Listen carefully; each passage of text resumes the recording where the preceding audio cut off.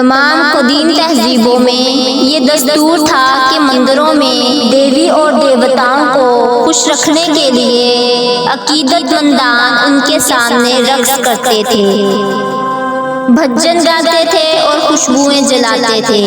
اس کی وجہ سے ایسا ماحول پیدا ہو جاتا تھا کہ جس میں عبادت کرنے والے خود کو روحانی طور پر جذبات سے لبریز پاتے تھے۔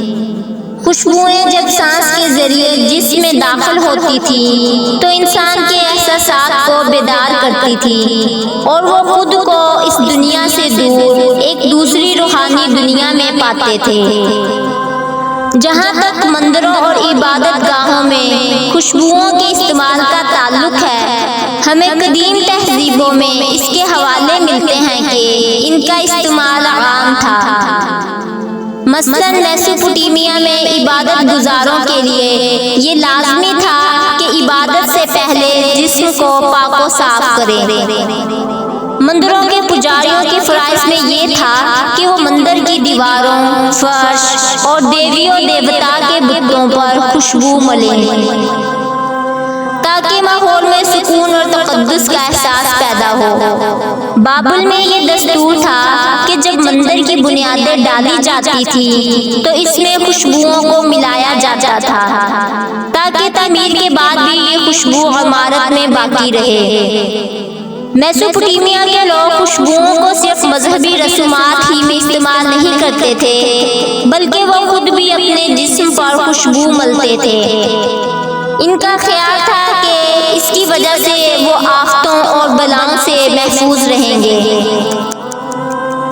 قدیم مصر میں مذہب کا گہرا تعلق سیاست سے تھا، اس لحاظ سے حکمراں مذہب کو اپنے اقتدار کے لیے استعمال کرتے تھے اور لوگوں کے دلوں میں دیوتاؤں کی عقیدت اور محبت کے جذبات کو ابھارتے تھے۔ اس عقیدت کا اظہار وہ خوشبوؤں کے ذریعے کرتے تھے۔ مندروں میں روشنی کے لیے جو لیمپ جلائے جاتے تھے ان میں خوشبودار تیل استعمال ہوتا تھا۔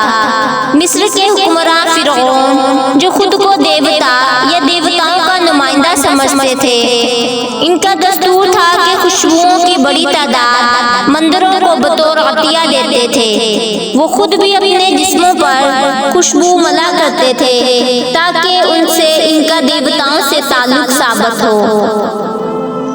خوشبو کا استعمال مذہبی رسومات اور جلوسوں میں بھی ہوا کرتے تھے۔ مصر میں یہ بھی دستور تھا کہ مندروں میں دن رات میں 3 مرتبہ عود و لوبان کو جلایا جاتا تھا۔ جو لوگ مندر میں عبادت کے لیے آتے تھے وہ بھی خوشبو لاتے تھے تاکہ دیوتاؤں کو بطور نذرانہ دے کر ان کی برکت اور خوشنودی کو حاصل کیا جائے۔ ہندوستان میں دیوتاؤں کے آگے سندل کی لکڑی کو خوشبو کے لیے جلایا جاتا تھا۔ چین کے لوگوں نے خوشبو کے مذہبی استعمال کو بدھ مت کے ان پجاریوں سے سیکھا کہ جو 3 اور 5ویں صدی عیسوی میں تبلیغ کے لیے یہاں آئے تھے۔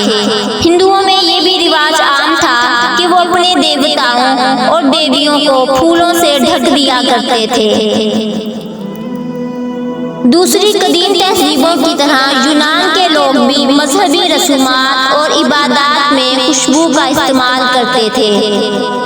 فرانس کینرڈ نے اپنی کتاب خوشبو کی تاریخ میں سکندر کا ایک واقعہ لکھا ہے کہ ایک مرتبہ عبادت کرتے ہوئے اس نے بڑی مقدار میں دیوتا کے سامنے لوبان جلایا۔ اس پر اس کے استاد نے کہا کہ یہ ایک قسم کی فضول خرچی ہے کہ اتنی مقدار میں لوبان کو استعمال کیا۔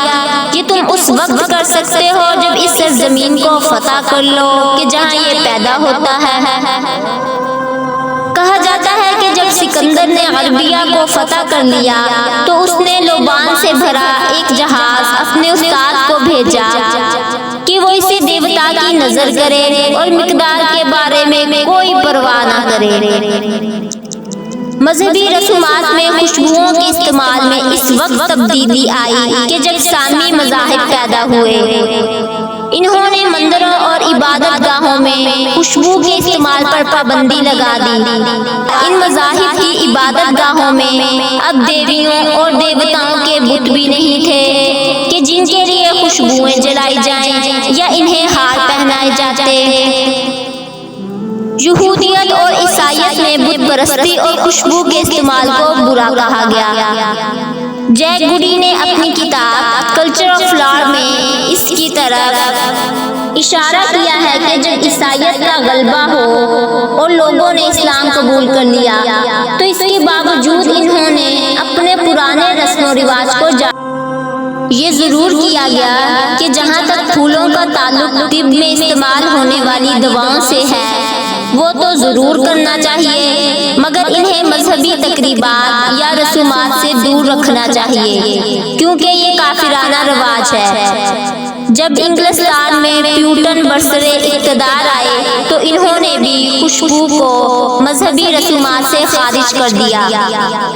یہ ضرور ہوا کہ آرتھوڈوکس عیسائیت میں کہ جس کا مرکز مشرق ہے اور جو مشرقی روایات سے متاثر ہے، اس کے ہاں خوشبو کا استعمال ہوتا ہے۔ اس سے اندازہ ہوتا ہے کہ تبدیلی مذہب کے باوجود قدیم روایات کا تسلسل یہاں باقی رہا اور اسے ترک نہیں کیا گیا۔ مسلمانوں میں مسجدوں میں نہ تو خوشبو جلائی جاتی ہے اور نہ ہی یہاں پھولوں کا رواج استعمال ہوتا ہے، لیکن قدیم روایات صوفیہ کے ہاں راہ پا گئی اور مزارات میں نہ صرف خوشبوئیں جلائی جاتی ہیں بلکہ پھولوں کی چادریں مزاروں پر چڑھائی جاتی ہیں اور بزرگوں کی قبروں کو گلاب کے پانی سے غسل دیا جاتا ہے۔ اب میلاد شریف کی محفلوں اور قوالیوں میں بھی عود، لبان اور اگربتی کی خوشبوئیں ہوتی ہیں، پھولوں کے ہار ہوتے ہیں، گلاب کی پتیاں نچھاور کی جاتی ہیں۔ اس کا اثر حاضرین پر ہوتا ہے جنہیں اس سے روحانی طمانینت ملتی ہے۔ اس سے اندازہ لگایا جا سکتا ہے کہ مقبول مذہبی رسم و رواج اور تہواروں میں خوشبو کا استعمال ماضی سے تسلسل کی کڑی ہے۔ خالصیت کے پیروکاروں کی تبلیغ کے باوجود اس کے استعمال کو ترک نہیں کیا جا سکا کیونکہ اس کا تعلق انسان کے حواس سے ہے جو خوشبو سے لطف اندوز ہوتے ہیں۔